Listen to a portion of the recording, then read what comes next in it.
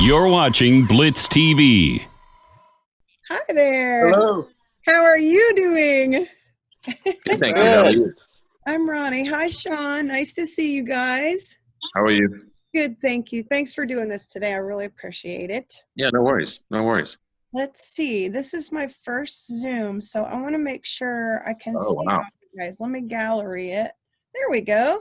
So I've got What's up? Corey, John, Sean. Hi. Hey, And then Kyle's down below and he's all muted. Yeah, Kyle's being like the eavesdropper in the corner of the room. The adult in the room, but I'm going to shut up now. he's big brother. Big brother. Well, I think the last time I actually saw you all in person, it was in Nashville when you released your last album. And we did a big thing at Dolly's recording studio, which was really great. Like, Thank you. it was really fun. But I must apologize because when we had the after party and you guys all walked into the bar afterwards, I was the dumbass that had that nice pint of draft beer in my hand and I dropped the glass on the floor and it shot everywhere. You know what? I've been that guy so many times. I have nothing but sympathy for you on that, man. That's you hate being that person, but you certainly feel for the person when it's not you. Oh my God. What was so quiet in there because you guys had reserved the bar for all of us. It was just radio dorks and like Howard and that, you know, and just a few other people besides you guys. So it was real quiet. When it shattered, it was like the earth stopped. And my heart, I think I ate it. It was so bad. And well, we wanted to do something like that again this time, but you know, unfortunately, due to the situation being what it is, we couldn't. But I thought that was kind of a cool hang. The food was good, the beer was good, you know.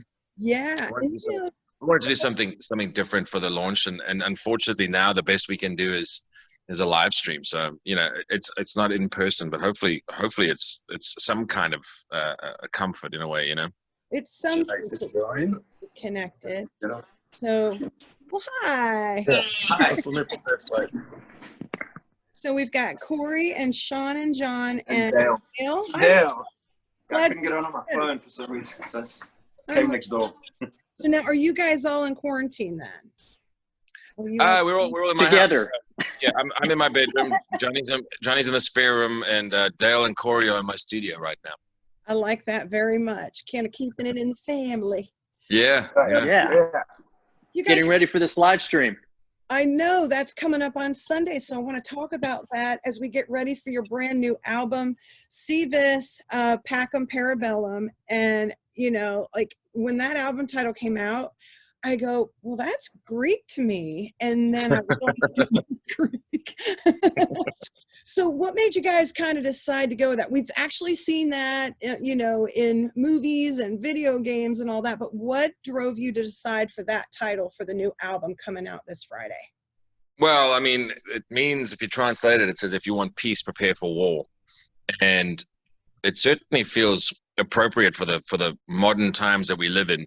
I came up with the finalized title after we had just round about the time when they mandatorily locked us in our homes.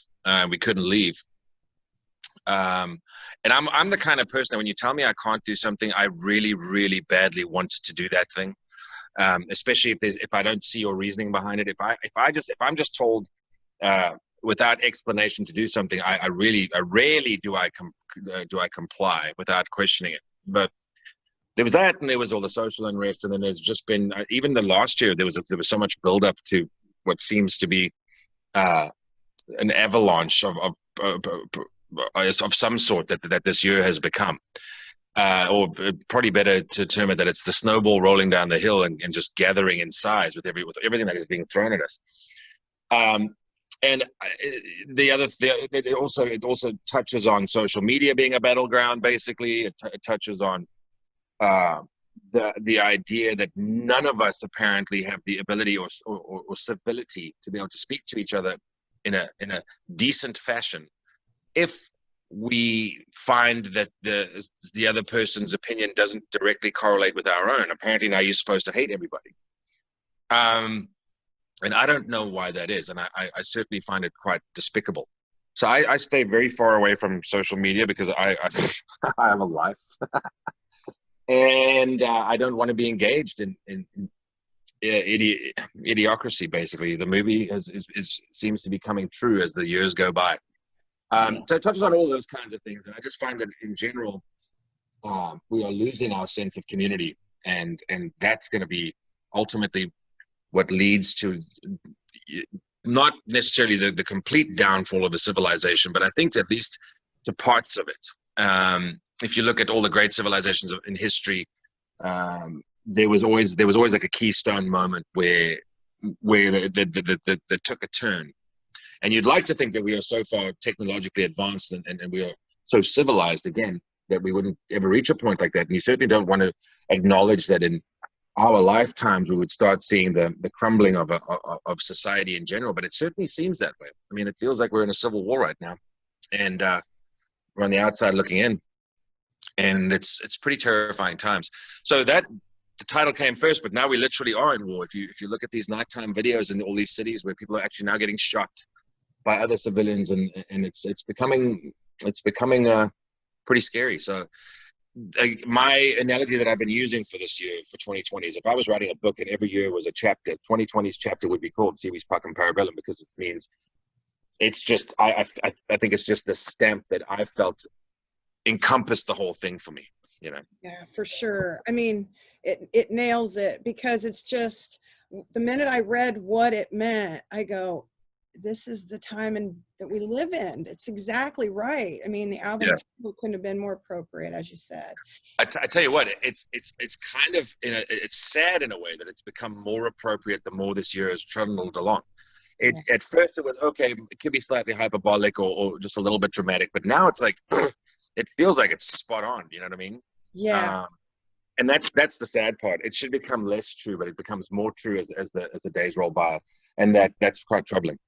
So as you guys get ready to release See This Pacem Parabellum this Friday, you've already released a couple of songs, Dangerous, Beg, and Bruised and Bloodied into the Universe. Out of the 13 tracks on your album, how did you guys decide those 3 were the ones that should get out there before the whole thing is let loose on Friday? I think we were part of the single choice more than anything else. So Dangerous being the official first single. That was one that I, even when the demo phase was we were still in the demo phase, that song was the one that was my favorite. I kind of really wanted that to be, couldn't get out of my head. My little 3-year-old sings it all day, every day. She sings the bridge. She says, not unless you're very fine and stomach by. But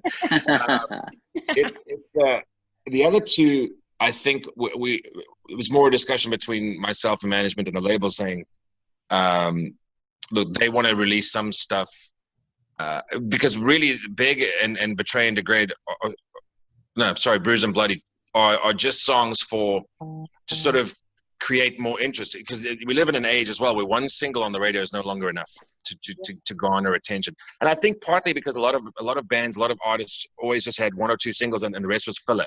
So when you've been burned so many times and you get an album full of filler but you only have a few singles, you go, okay, I'm going to stop buying albums until I've heard more. I want to wait till the 3rd single. So what it is technically, it's like, let's call it an undergrad single or something. You know what I mean? It's like the teacher's assistant. You got Dangerous coming out as the single, and then people go, well, okay, I like this, or I don't like this. This is different, or this is comfortable for me or familiar to me. Then you go, okay, cool. Well, check out this song. This is something else that's on the album. It's not the song that we want you to focus on, but it's to give you more of a tease. And then the 3rd one, you sort of throw out Big, which is really heavy, so to keep the heavy fans happy. And that's the goal. The next big conversation will be the official single, which will probably be released, towards the end of the year, or maybe even the beginning of next year. Because singles, actually, I don't know. Singles have had shorter lifespans throughout this pandemic as well. But that's how the choice is made, and it's a call on the label's part, and our sort of we try and reach some sort of agreement that those 2 songs will be the best supplemental tracks to the single to kind of really get people excited about the album. Well, Dangerous, I just played. Response, awesome. And then Beg, also I released on like our blog site and Yeah. read it everywhere, and the response on that was good. And it was just like what you said. It's more like the heavy, like, you know, get in it kind of a song, which is really good. Yeah, and that's the thing. I think everybody always asks when they know a new album's coming out. I've heard them ask Dale the question, and John the question, and even Corey the question, am I doing any screaming on this album? And I think Big sort of good answers the question. You know what I mean? It's like, in fact, I think there's a lot of really angry music on this one. I had a lot of things to be angry about, I guess, but yeah, I mean, those three songs together create a pretty good impression of what the entirety of the album is. And that You only have to wait 2 more days. I know, until we get to the whole thing. So that kind of brings me to my next question. Sean, when you write music, you've always been very forthcoming. You've always been very open about everything. I've always felt like your lyrics really reflected what the turmoil and whatever was going on in your life, and you've never made any exceptions or apologies. And I kind of am curious if there is something about the songs on this record. Are there specific demons on this album you're slaying, or is it just generally what you're seeing in the world today and have over the last year or two? Or yeah, it's a little bit of everything. For example, I watched a news story and I was following it pretty closely about it was in the past few years where a little girl was kidnapped and her parents were murdered, and then she was held in a basement, but she managed to finally escape. And so it really had a pretty profound effect on me. You get to a point where you hear so many of those stories that you can either become apathetic or you can become angry. And I became angry. And I have a friend who's a police officer in Tulsa, Oklahoma, and she'll tell you that kids will get snatched out of a Macy's at 11 o'clock in the morning. The sex trafficking thing is pretty brutal.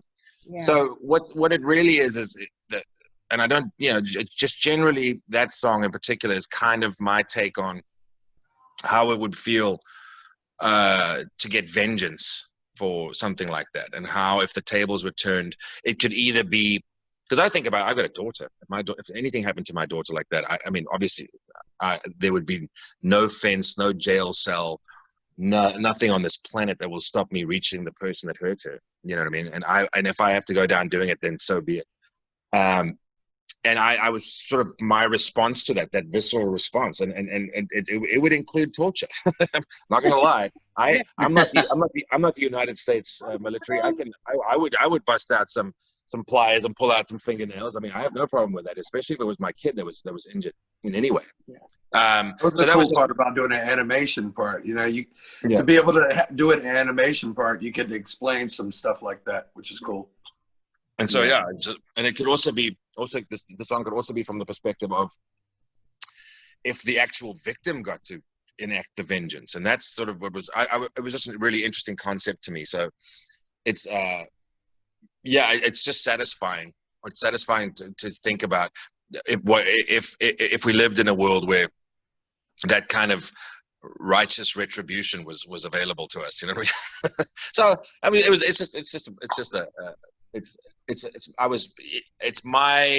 it's kind of like my fears rolled into this one sort of tight ball of anger and then spat out of your speakers. You know what I mean?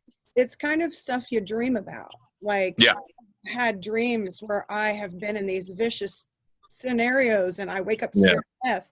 And some I've been the victim and some I've been the aggressor. And it's like, oh, what? I shouldn't eat spicy food and shit before I go to bed. Some people, like my wife, she doesn't like the ones where she's the aggressor. She actually feels bad about it. Even if the other person did something vile in the dream. For me, I feel great. Vengeance is beautiful. Vengeance is mine. Exactly. Sean, Dale, Corey, and John releasing the new album this Friday, and with Seether having 3 years on a gap there. What have you guys been doing? I mean, after the touring wrapped up, with the last album, I'm just kind of curious, like what's been kind of going on with your lives, and before COVID, before pandemic and all that stuff, and now up until pandemic and all that. Well, for a minute, we kind of Go ahead, Johnny. Sorry. No, I was just going to say, for a minute, we kind of returned to our normal lives, our families, that other half, because we were gone for 16 plus months on the tour for Poison. So we went home and it just tried to be normal for a little while. And Sean locked himself in his home studio and was freaking prolific and wrote a ton of music, amazing music, Thanks, which he ultimately sent to all of us to learn and get prepared for the album. So, yeah. Yeah, that's my role is when we get done, I take a couple months off, like Johnny says. We got home probably right before Thanksgiving. It's 2018. And we were especially burnt out on that last tour was brutal. It was a lot of countries, and it just was emotionally draining. And I think the fact that we got through it and didn't beat each other up is a testament to the fact that we've got a pretty good symbiotic relationship as four of us, personality wise. But I didn't want to pick up a guitar. I didn't want to look at an album. I didn't want to do anything. I didn't want to give myself any excuse to have to start touring anytime soon, because it was like, man, I may be done. Certainly for the short term.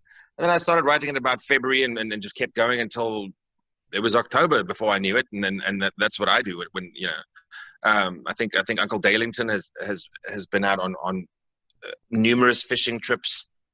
And Corey works. Him and I we record some bands every once in a while. We found a band that I've signed and that we did the album here in Nashville right before COVID. And yeah, I mean, you know, it's for me. My job is to create the music, and I take it seriously. But I also, again, I don't rush through it, because back in the old days, when we were first signed, Wind Up Records wanted us to get albums out as fast as possible. And I don't think they cared about the quality, really. They just wanted the product out so they could try and sell it, and then they could make money. And really, the people behind the music be damned. And what's nice now is we actually are afforded the time to really make sure that the songs are strong enough. Because I felt like the last album kind of set a bar of a certain level, and I wanted to exceed that. So when I do that, it's going to take slightly longer. And honestly, it was just nice to not be the singer in a rock band for a while. You know, it was just nice to be normal. And I mean, we do normal stuff all the time. And I don't go into a grocery store and think it's this wonderful experience. But those are the things. Really, the most important thing is just to hang out with my family and get as much quality time with them as possible, because you don't get much of that, or you do, but it's sporadic throughout the touring cycle. And it's not healthy for anybody that way, you know. To be fathers, husbands, brothers, cousins, uncles, family, you got to dip into that pool every once in a while. You'll totally burn out. I mean, when you guys were touring Poison the Parish, like you said, it was just go, go, go. I mean, you got to stop writing killer albums like that shit. 'Cause that's what happens. Well, I appreciate it. I'm excited for this album. I really think it's going to be an interesting experiment in how does an album fare when there's no tour to support it? And then if it still fares really well, does that mean that the tour is required? Or does that mean you can put out an album, give it some time to breathe, and let people get familiar with it, and then you start touring, say, a month or two after that, so there's more familiarity? So this is going to be interesting, because by the time we do start touring, people will know this album in its entirety, whereas they won't just know Dangerous and then some of the other stuff and nothing else. So it means we get to play a wider repertoire of songs as well. But I'm interested to see how it plays out. I mean, I'm really excited for it to come out finally. It's almost, I almost don't even believe it until it finally happens, and I go to my local. I'll probably go to my local Walmart and pick one up, because it's the good luck ritual that we try to do. But yeah, until I have that in my hand and I walk out and I pay cash for it at the register, it almost seems kind of surreal, because the rest of this year has felt like an absolute cartoon. So yeah, we'll just I'm excited for it though. Just a 2020, man. Well, let's talk a little bit about Hey, Ronnie, we got to wrap this up if we can, please. Okay, last question. Touring pause. We're going to talk about Locked and Live on Sunday. Tell me everything I need to know as a person that wants to check it out and who it benefits, and go. Go ahead. Well, we're gonna be doing a live show basically. We got production, we have lights, we have loads of cameras, different camera angles and things, and we'll be playing live. That'll be on Sunday at 3:00 Eastern, I believe. 4 new songs. Yeah, we're gonna be playing four new songs from the new album. Some of the old favorites from past albums. Yeah, it's gonna be $20 for a ticket to come in and watch the live show. And Part then of that goes to our crew, and that's awesome. yeah, we can try and help the crew. There's different packages that you can buy. Some go to help our crew guys who have been affected greatly by this lockdown. It's everyone seems to think about the bands and stuff, but we have crews of guys that rely on kind of a paycheck to paycheck basis. A lot of guys, so it's been pretty hard on them. So we're going to try and help them out as well. And so it's kind of a good cause. Hopefully it's fun. Hopefully it sounds good, and makes people feel almost like they're at a show. Not quite, but almost. So we can get you in the flesh again, right? yeah. See this Packham Parabellum album release show, exclusive live stream concert this coming Sunday, full production. As you mentioned, there are ticket packages, and you can get those at seether.veeps.com. And I believe you also, is there something for Save Suicide Awareness, Voices of Education too? Usually in every ticket that we sell, we include a percentage of that proceed for Save, even in our live shows. That's basically built into our contract now. Until we can do the Rise Above Fest again, which I hope we can soon. Yeah, we will. Yeah.